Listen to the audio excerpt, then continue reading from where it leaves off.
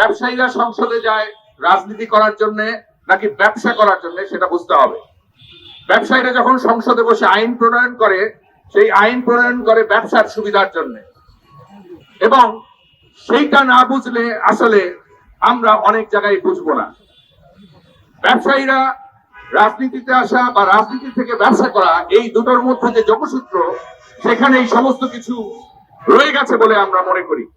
দ্বিতীয় কথা হচ্ছে, আমি অর্থনীতির ছাত্র হিসেবে বুঝি, ম্যাক্সিমাম রিটেল প্রাইস যেটা হয় তার সাথে আরেকটা জিনিস থাকে, মার্কআপ প্রাইসিং, অর্থাৎ উৎপাদন খরচকে প্রকাশ করে তারপরে ম্যাক্সিমাম রিটেল প্রাইস বা সর্বোচ্চ খুচরা মূল্য লেখা হয়। আমরা জানি আইনগত ভাবেই সরকারি বেসরকারি যে কোনো ম্যাক্সিমাম রিটেল প্রাইসের জন্য মার্কআপ প্রাইসিং থাকতে হয়।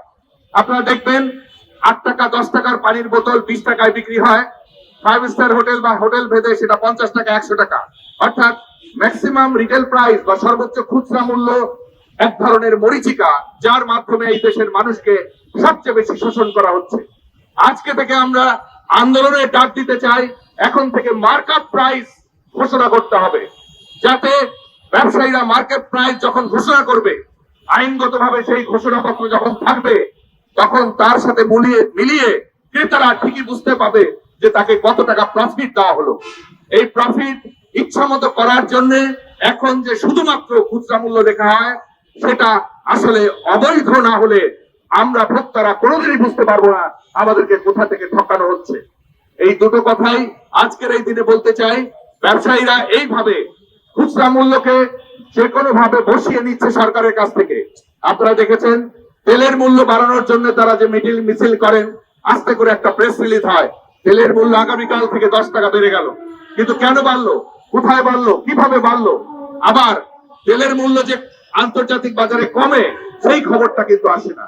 কিন্তু মার্কআপ প্রাইসিং এর প্রতি যদি জনগণের আস্থা থাকে, মার্কআপ প্রাইসকে যদি জনগণ বুঝতে শেখে, তাহলে ঠিকই খুচরা মূল্যের সাথে মার্কআপ প্রাইসের পার্থক্য বুঝে মানুষ ন্যায্য অধিকার বুঝতে পারবে। এবং ন্যায্য মূল্য আর সর্বোচ্চ খুচরা মূল্য কখনোই এক নয়। ন্যায্য মূল্য হচ্ছে মার্কআপ প্রাইসের সাথে তুলনা করে যে মূল্যটা নির্ধারণ করা হয়। কাজে আজকের এই আন্দোলনে এই ধরনের যে আমরা পরিস্থিতি দেখতে পাচ্ছি, সেটা শুধু আব্দুল জব্বার নয়, এটা ক্রেতাদের উপরে হয় এবং হবে যদি আমরা সচেতন না হই।